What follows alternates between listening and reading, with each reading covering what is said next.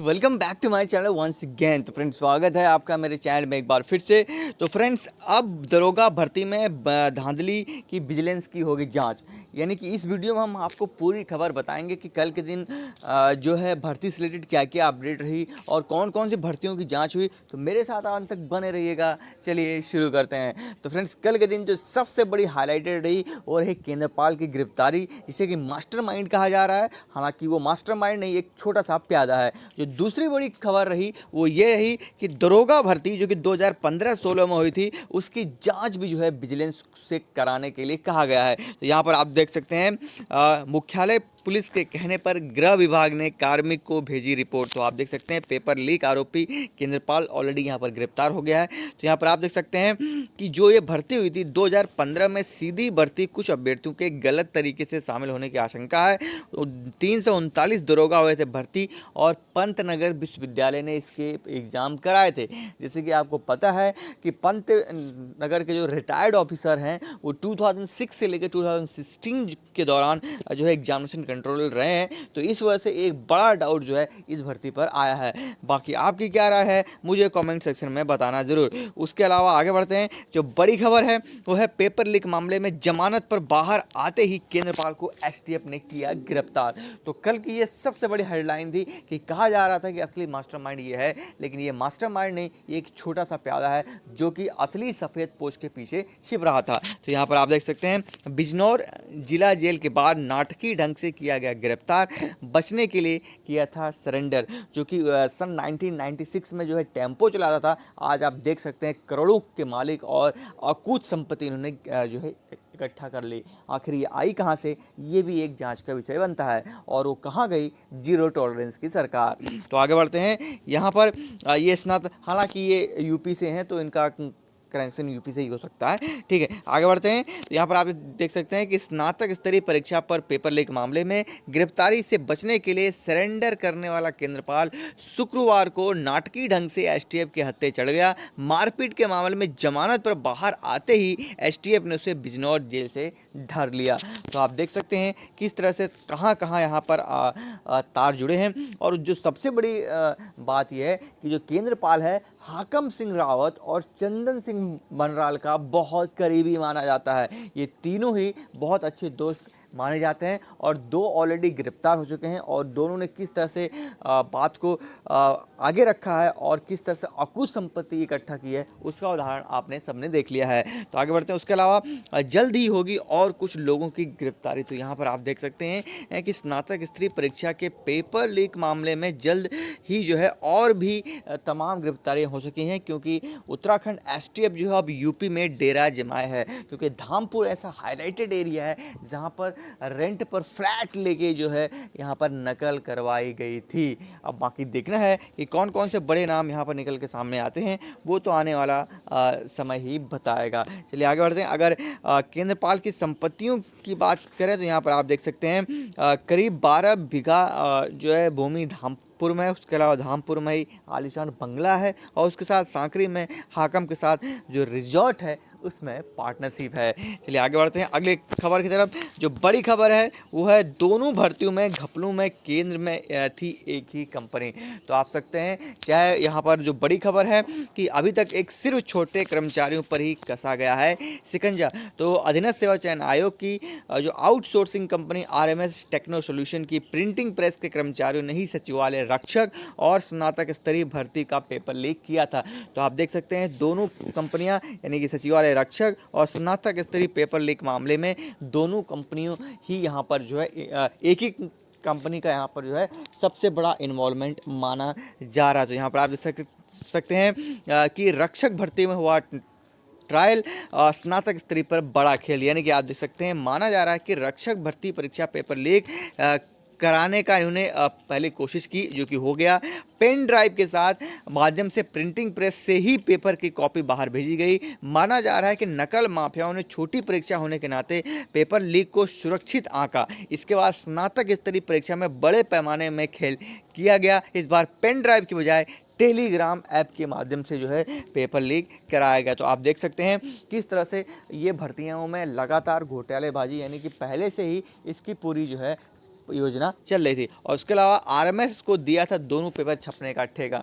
तो यहाँ पर कहीं ना कहीं जो है सवाल जो है आरएमएस टेक्नोलॉजी पर भी उठते हैं। हालांकि उनके जो डायरेक्टर हैं उससे पूछताछ की गई थी, लेकिन क्या आउटपुट निकला वो अभी तक एसटीएफ ने बताया नहीं है। तो यहाँ पर आप देख सकते हैं पेपर लीक मामले में कंपनी आरएमएस टेक्नोलॉजी सॉल्यूशन को रक्षक भर्ती का प्रश्न पत्र भी छापा गया था और दोनों पेपर कंपनी ने एक ही प्रिंटिंग प्रेस में छापे थे। तो अधीनस्थ सेवा चयन आयोग का दावा, भले ही 4 कंपनियों से परीक्षा सामग्री प्रकाशित करवाने का रहा हो, लेकिन बेहद कम अंतराल पर हुई 2 परीक्षाओं के पेपर आयोग ने एक ही कंपनी से छपवाए थे। तो ऐसे में कहीं ना कहीं जो है सवाल उठते हैं। बाकी आपकी क्या राय है कमेंट सेक्शन में मुझे बताना जरूर। चलिए आगे बढ़ते हैं अगली खबर की तरफ। अब जो है सचिवालय रक्षक भर्ती परीक्षा में पास अभ्यर्थियों पर गिर सकती है गाज। लगभग 33 के आसपास यहाँ पर पोस्टें आई थी। अब इनसे जो है पूछताछ होगी, यानी कि जितने भी ये कैंडिडेट हैं इनसे जो है पूछताछ होगी। यहाँ पर आप देख सकते हैं एसटीएफ ने सचिवालय रक्षक भर्ती परीक्षा में भर्ती जाँच शुरू कर दी है। शुरुआती दौर में पास हुए अभ्यर्थियों से यहाँ पर पूछताछ की जा रही है। इस परीक्षा में अभी प्रोविजनल रिजल्ट जारी हुआ है। इसमें 33 अभ्यर्थी पास हुए हैं। बताया जा रहा है कि इन सभी को एसटीएफ ने पूछताछ के लिए नोटिस भेजा है। इनमें से कुछ अभ्यर्थी ही एसटीएफ कार्यालय पहुंचे हैं। सचिवालय रक्षक भर्ती परीक्षा सितंबर 2000 में हुई थी, 2021 में हुई थी। तो आप देख सकते हैं किस तरह से तमाम यहाँ पर बातें निकल के सामने आ रही हैं। एसटीएफ अब उन कैंडिडेट्स से पूछताछ करेगा जो 33 के 33 कैंडिडेट इसमें सिलेक्ट हुए हैं। हालांकि ये बहुत छोटी मात्रा में है, क्योंकि बहुत कम यहाँ पे पोस्ट आई थी, तो इजीली यहाँ पे जो है पूछताछ हो सकती है।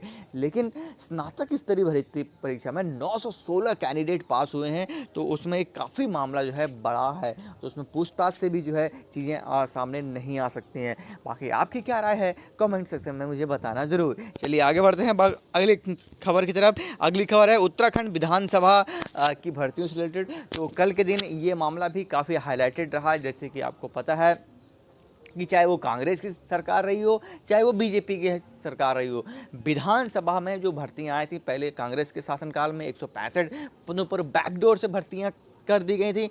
अभी बीजेपी के कार्यकाल के दौरान लगभग 33 से लेकर 34 पद आए थे, जिनके एग्ज़ाम अभी रिसेंटली मार्च में हुए हैं। लेकिन अभी तक उसका ना आता है ना पता है रिजल्ट का। सुनने में आ रहा है कि लगभग 60 से 70 पद और थे, यानी कि कुल मिला के 100 के आसपास पद थे, जिसमें से 60 जो पद थे उनको बैकडोर से एंट्री ले ली गई है। अब बाकी क्या हकीकत है वो तो आने वाला समय ही बताएगा। लेकिन फिलहाल ये मामला भी कल के दिन बहुत ज़्यादा हाईलाइटेड रहा कि उत्तराखंड विधानसभा के तदर्थ भर्तियों पर भी अब जो है विवाद हो गया। यहाँ पर आप देख सकते हैं नियुक्त पाने वालों के नाम की सूची सोशल मीडिया में वायरल हो रही है। और जो सबसे बड़ी बात है वो ये है कि उसमें कुछ कैंडिडेट ऐसे हैं जो कि उत्तराखंड के हैं ही नहीं।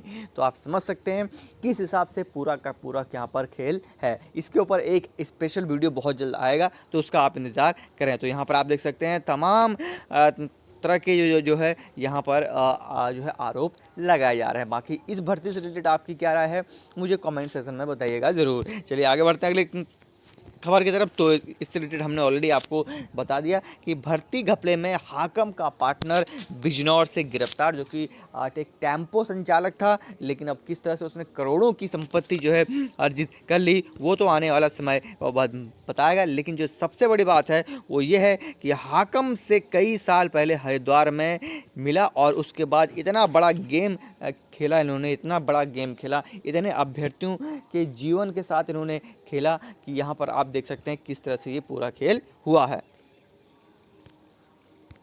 चलिए बढ़ते हैं अगली खबर की तरफ। तो अगली खबर जो है पुलिस जांच से रिलेटेड है, जिसके बारे में हमने ऑलरेडी आपको डिटेल में बता दिया है।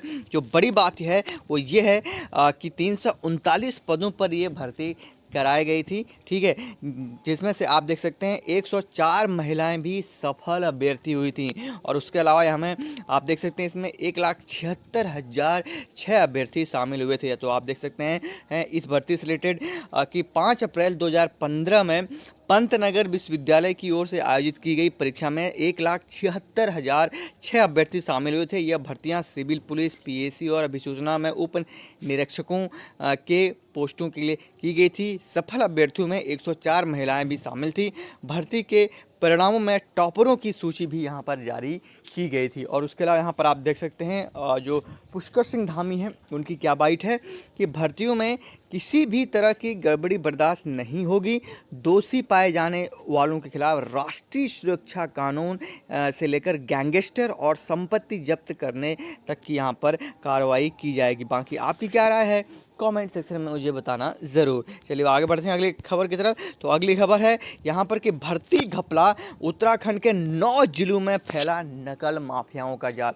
तो आप समझ सकते हैं कि कितनी बड़ी मात्रा में ये पूरा का पूरा घपला चल रहा है। तो आप देख सकते हैं 23 आरोपियों की हो चुकी है अब तक गिरफ्तारी और 9 सरकारी कर्मचारी और एक रिटायर्ड अफसर भी यहाँ पर शामिल है। तो आप देख सकते हैं उत्तराखंड के लगभग जो है इस मामले में राज्य के 13 में से 9 जिलों का नाम सामने आ चुका है। इन जिलों में से सर्वाधिक 6 आरोपी ऊधम सिंह नगर से सामने आए हैं। तो हाकम सिंह रावत के कारण चर्चा में आए उत्तरकाशी से भी 4 जो है लोगों की गिरफ्तारियां हुई हैं। इसके बाद नैनीताल से 3, जबकि देहरादून समेत टिहरी, चंपावत, अल्मोड़ा, हरिद्वार और बागेश्वर से एक आरोपी गिरफ्तार हुआ है। और इसके अलावा 4 गिरफ्तारियां यूपी से हुई हैं। इसमें से लखनऊ की प्रिंटिंग प्रेस से 2, शामली व धामपुर से एक जो है गिरफ्तार हुआ है। तो आप देख सकते हैं किस तरह से पूरे उत्तराखंड को इन नकल माफियाओं ने जाल से घेरा के रखा हुआ है। ये आप समझ सकते हैं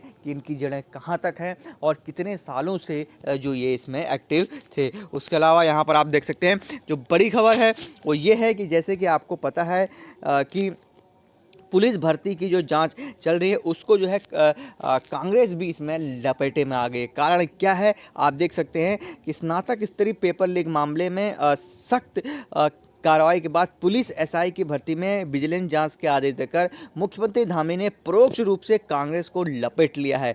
सीएम के रूप में आप देख सकते हैं भर्ती में भ्रष्टाचार के 4 मामलों में जांच के बाद दोषी पाए जाने वालों को कड़ी यहां पर कार्रवाई की जाएगी। तो आप देख सकते हैं कहीं ना कहीं ये जो है आप इसे डायरेक्ट कर लीजिए या इनडायरेक्ट कह लीजिए विपक्ष को जो है शांत कराने का यहाँ पर ये तरीका है। तो यहाँ पर आप देख सकते हैं जो बड़ी खबर है वो ये है कि जो करण महारा जो कांग्रेस के अध्यक्ष हैं उन्होंने क्या कहा है। उन्होंने कहा कि कांग्रेस के शुरू से कहना है कि बेरोजगारों के हित के किसी भी स्तर पर जो है खिलवाड़ नहीं होना चाहिए। सरकार चाहे जिसकी भी हो रही हो, जो भर्ती घोटाले के दोषी है उस पर जो है सख्त कार्रवाई की जाएगी। अब ये देखने वाली बात है कि हालांकि मैंने कई वीडियोस के माध्यम से और कई चीज़ों के माध्यम से कहा है, चाहे वो कांग्रेस की सरकार रही हो चाहे वो बीजेपी की सरकार रही हो, दोनों ने उत्तराखंड के युवाओं का भविष्य बर्बाद किया है। ये आपको मानना पड़ेगा किसी भी हालत में, क्योंकि अगर इन दोनों की सरकारें अगर सही ढंग से अगर सुचारू रूप से काम कर रही होती तो आज ये दिन जो है पूरे उत्तराखंड के युवाओं को देखना ना पड़ता। बाकी आपकी क्या राय है कमेंट सेक्शन में मुझे बताना ज़रूर। चलिए आगे बढ़ते हैं अगली खबर की तरफ। तो एसटीएफ ने धामपुर से शिक्षक को हिरासत में लिया।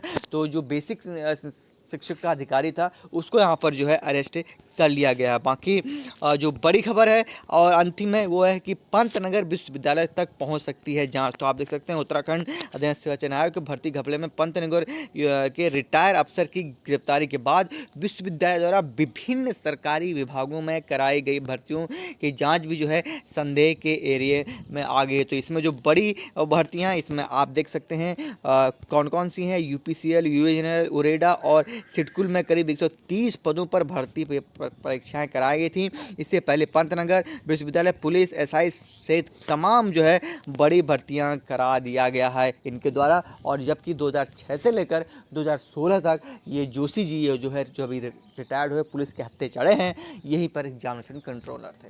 तो आप समझ सकते हैं कि टॉप लेवल में जो बैठे हैं लोग उन्होंने ही उत्तराखंड को लूटा है। तो कहीं ना कहीं ब्यूरोक्रेसी और बहुत ज़्यादा हावी है उत्तराखंड में। बाकी आपकी क्या राय है कमेंट सेक्शन में मुझे बताना जरूर। तो गाइज यार ये रही सारी अपडेट वीडियो भर्ती से रिलेटेड, घोटालों से रिलेटेड। बाकी कोई भी अपडेट आएगी हम लगातार हमारी नज़र इस पर बनी हुई है। हम जो है आप तक सारे इन्फॉर्मेशन पहुंचा रहे हैं। तो वीडियो अच्छी लगी हो तो लाइक कर दीजिएगा और चैनल में पहली बार आए हैं तो सब्सक्राइब ज़रूर करिएगा। मिलता हूँ नेक्स्ट वीडियो में। थैंक्स फॉर वॉचिंग मी। जय हिंद, जय भारत, जय उत्तराखंड।